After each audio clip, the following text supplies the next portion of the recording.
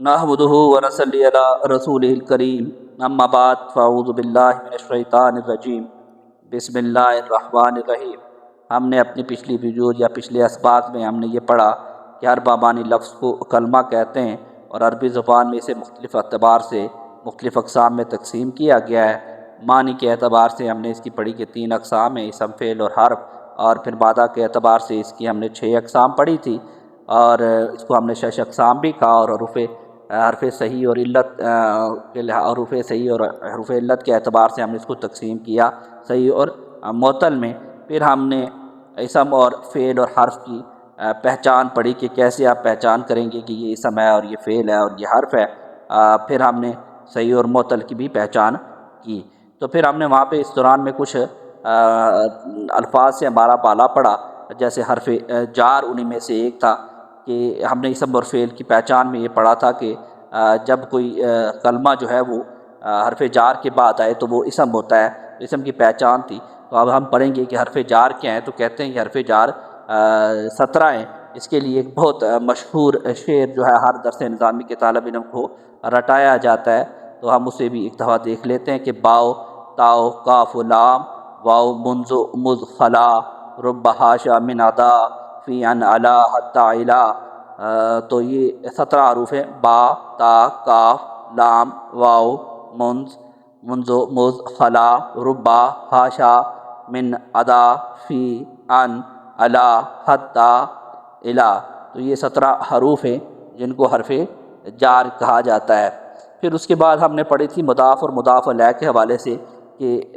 اسم جو ہے وہ مضاف ہوتا ہے، جو بھی مضاف ہوتا ہے وہ اسم ہوتا ہے۔ تو آج یہ بیسک بنیادی طور پر مرکب اضافی ہوتا ہے، تو اس کی تعریف یہ ہے کہ یہ وہ مرکب ہے جس میں ایک کلمہ کو دوسرے کلمہ کے ساتھ بتقدیر حرف جر ملایا جاتا ہے کہ حرف جر سے تقدیراً حرف جر وہاں پہ ہوتا ہے، لفظاً وہاں پہ موجود نہیں ہوتا، اور اس کے اردو ترجمہ میں کا کے کی آ جائے تو پہلے کلمے میں اس کو مضاف، پہلے کلمے کو مضاف اور دوسرے کو مضاف الیہ کہتے ہیں۔ مضاف الیہ آخر ہمیشہ مجرور ہوتا ہے، جیسے رسول اللہ میں آپ دیکھتے ہیں کہ رسول یہ مضاف ہے تو اس میں جلالت اللہ، یہ مضاف الیہ ہے تو یہ مجرور ہے، اس میں کسرہ ہے۔ پھر ہم نے پڑھا تھا حروف اصلی اور زائد، اور پھر مجرد، مزید، فی اور ثلاثی، رباعی اور خماسی ہم نے جب کلمے کی تقسیم کی اس میں پڑھا، تو انہوں نے کہا کہ ان کو پہچاننے کے لیے ایک وزن، انہوں نے ایک قاعدہ وزن ایجاد کیا ہے صرف کے ماہرین نے، جسے وزن اور میزان کہتے ہیں۔ جس کلمے کا وزن نکالنا اسے موزون کہتے ہیں، جس کلمے کا وزن نکالنا ہوتا ہے اسے موزون کہتے ہیں۔ جیسے مضروبن ہے، مضروبن جو ہے یہ کس کے وزن پہ ہے؟ مفعول کے بر وزن مفعول میں مضروبن موزون ہے، اور مفعول اور میزان یا وزن ہے۔ تو اس طرح ہم پہچان سکتے ہیں کہ یہ جو کلمہ ہے وہ کس سے تعلق رکھتا ہے، وہ ثلاثی ہے، رباعی ہے، خماسی ہے، اور اس میں کتنے حروف اصلی ہیں اور کتنے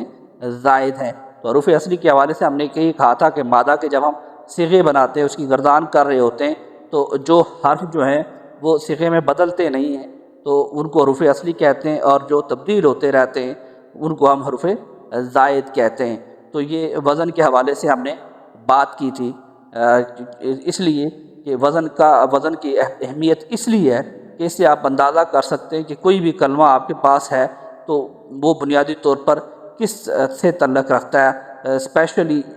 خصوصاً یہ آپ کو مادے کے اعتبار سے جو تقسیم ہوتی ہے اس سے بھی آپ آسانی سے اسے پتہ چلا سکتے ہیں، پھر پتہ چلا سکتے ہیں کہ اس کا کس سے تعلق ہے، یہ ثلاثی ہے، رباعی ہے یا خماسی ہے۔ پھر اس کے بعد ہم یہ پڑھیں گے کہ یہ جو وزن ہوتے ہیں کیا ہوتے ہیں، تو کہتے ہیں فعل ایک وزن ہے، عین اور لام۔ ثلاثی مجرد کے لیے یہ خاص ہے کہ ثلاثی مجرد کے اندر 3 جو ہوتے ہیں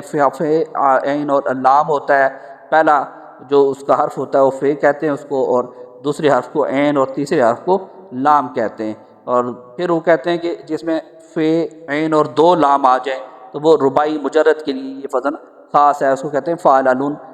اس میں فے، عین اور 2 لام ہوتے ہیں۔ اور تیسرا وزن انہوں نے کہا کہ فاعلون ہے، یعنی فے، عین اور 3 لام۔ 3 لام ہوتے ہیں اور ایک فے اور عین ہوتا ہے، تو یہ خماسی مجرد کے لیے، جیسے سفر جلون انہوں نے مثال دی، فاللون یہ رباعی مجرد کے لیے، اس میں 2 لام ہوتے ہیں فے عین کے ساتھ، سالبن اس کی مثال، اور فالن کی مثال ان میں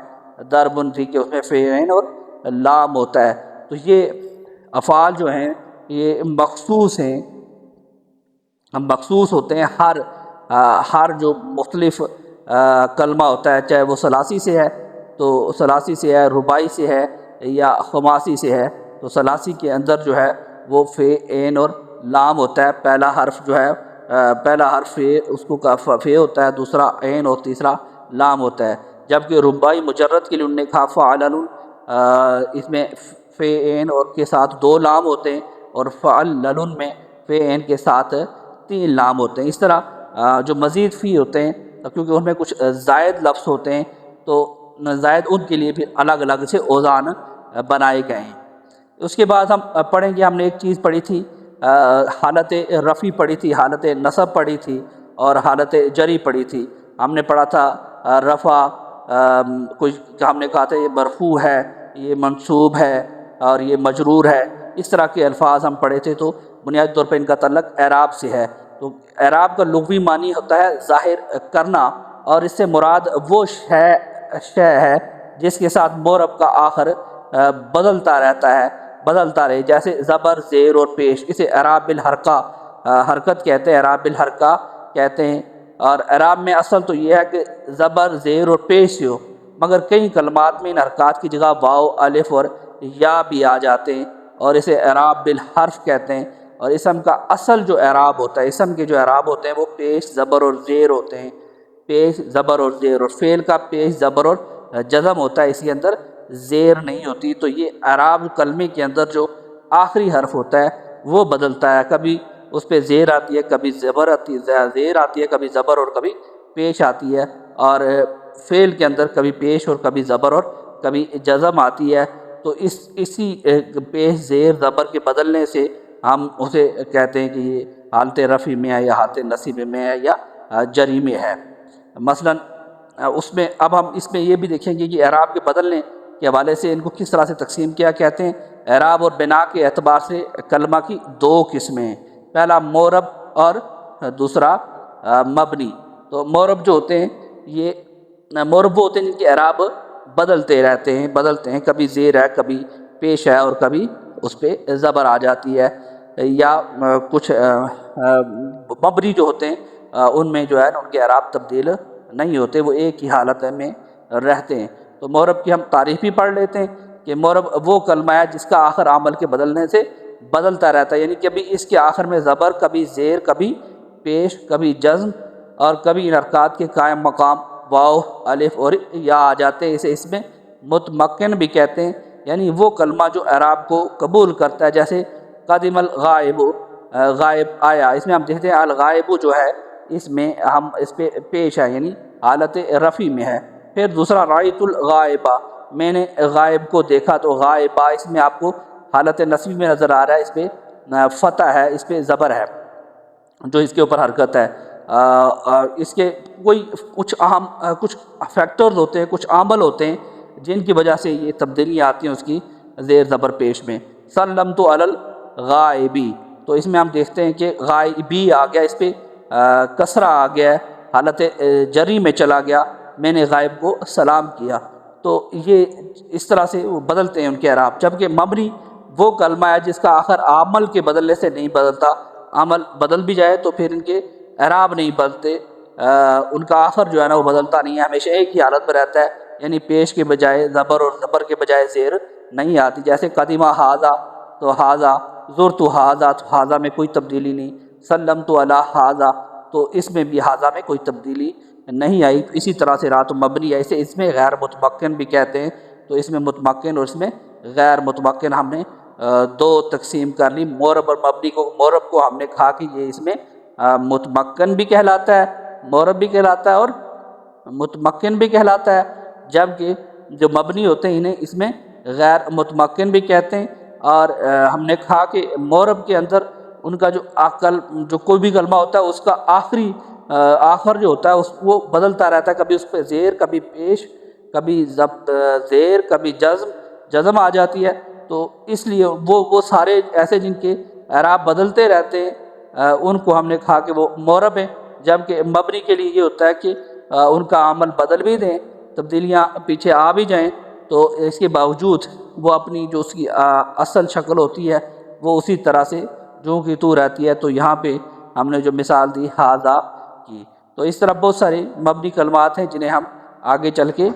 پڑھیں گے، اور معرب کو بھی ہم پڑھیں گے، لیکن یہاں پہ ان چیزوں کو اس لیے